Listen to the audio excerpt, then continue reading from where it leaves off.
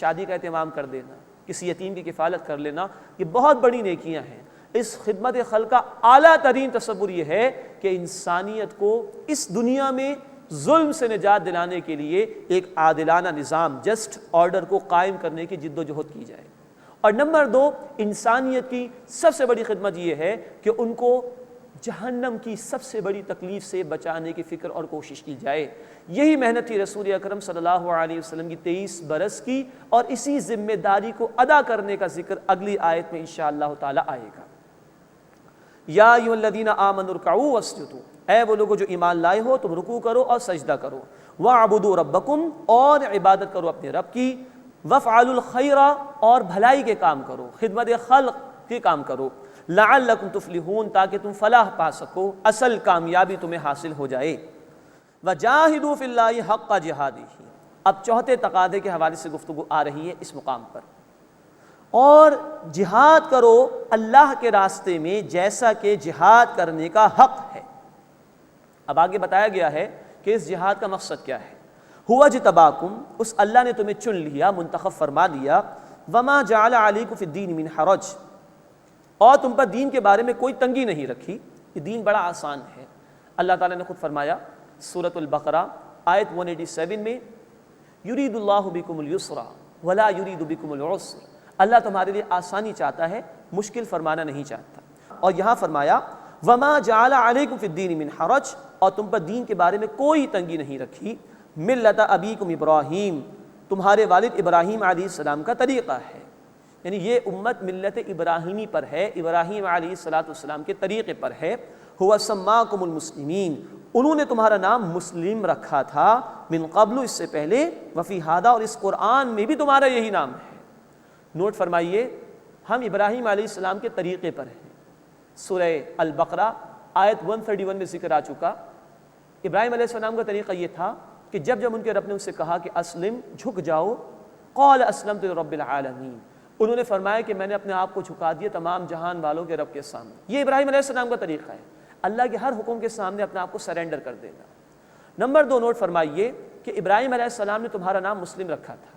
ہم پڑھ چکے ہیں سورۃ البقرہ آیت نمبر 128 میں ابراہیم علیہ السلام اور اسماعیل علیہ السلام کی دعائیں، ربنا وجعلنا مسلمین لک، اے ہمارے رب ہم دونوں کو اپنا مسلم یعنی فرما بردار بنا، ومن ذریتنا امۃ مسلمۃ لک، اور ہماری اولاد میں سے بھی اپنی ایک فرما بردار امت پیدا فرما۔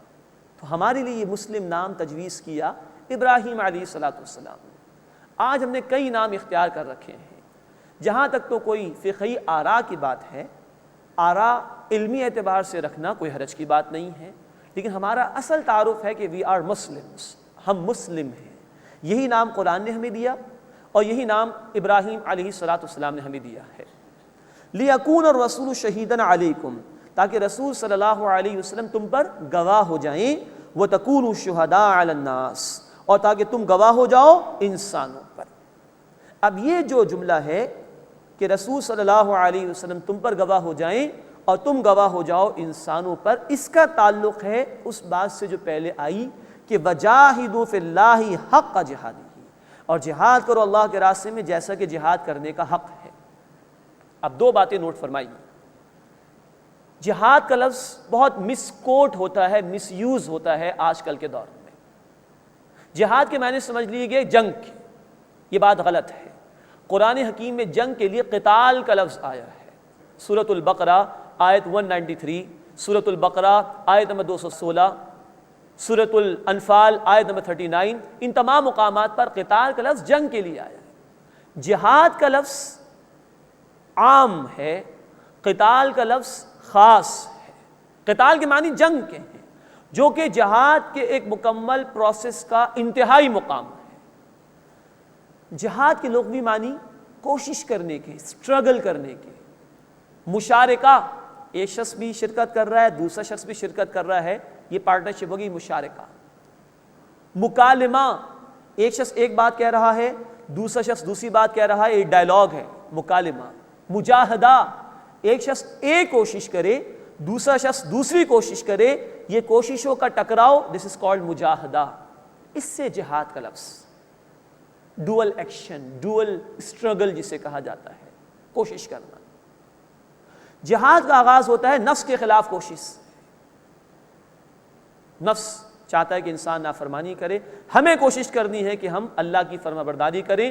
یہ ٹکراؤ شروع ہو گیا, یہ کوشش جہاد ہے. پھر یہ جہاد شیطان کے خلاف بھی ہے کہ ہم اس کے وار سے بچیں. یہ جہاد برے معاشرے کے خلاف بھی ہے کہ ہم اس کے برے اثر سے بچنے کے لیے کوشش کریں. تو نوٹ فرمائیے, اس جہاد کے لیولز ہیں. پہلا لیول ہے کوشش کرنے کا ذاتی زندگی میں اللہ کی عبادت کے لیے. اس میں نفس کے خلاف جہاد ہے, شیطان کے خلاف جہاد ہے, اور برے معاشرے کے خلاف جہاد ہے. یہ پہلا لیول ہے جہاد کا. مزید نوٹ فرمائیے, اللہ کے رسول صلی اللہ علیہ وسلم نے وعدے فرمایا بخاری اور مسلم شریف کی حدیث میں کہ وہ کوشش, وہ جہاد جس کا مقصد اللہ کے کلمے کو بلند کرنا ہو, وہ جہاد فی سبیل اللہ ہوگا. تو سامنے منزل ہونی چاہیے کہ اللہ کا دین بلند کرنا ہے. آغاز ہوگا اپنی ذات سے, ٹارگٹ ہے کہ اللہ کے دین کو غالب کرنا ہے. تو یہ ساری کوشش جہاد فی سبیل اللہ ہوگی. جہاد فی سبیل اللہ کا دوسرا لیول, یہ جو شہادت کا فریضہ ادا کرنا ہے تاکہ رسول صلی اللہ علیہ وسلم تم پر گواہ ہو جائیں اور تم انسانوں پر گواہ ہو جاؤ. دوسرا لیول ہے انسانوں تک اللہ کا پیغام پہنچانا ہے, دعوت دینی ہے, محنت کرنی ہے. اس کے لیے اسٹرگل کی ضرورت ہے, اس کے لیے جہاد کی ضرورت ہے, اس کے لیے محنت کی ضرورت ہے.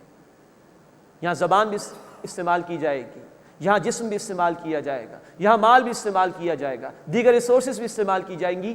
دوسرا لیول ہے دین کی دعوت کے لیے جہاد اور کوشش اور محنت. تیسرا لیول, یہ جو گواہی انسانیت پر پیش کرنی ہے, یہ صرف زبان سے نہیں ہوگی, یہ صرف قول سے نہیں ہوگی, بلکہ عمل سے بھی ہوگی. یعنی اللہ کے اس دین کو غالب کرنے کی جد و جہد کرنی ہے, بالفعل اس کو اسٹیبلش کر کے دکھانا ہے.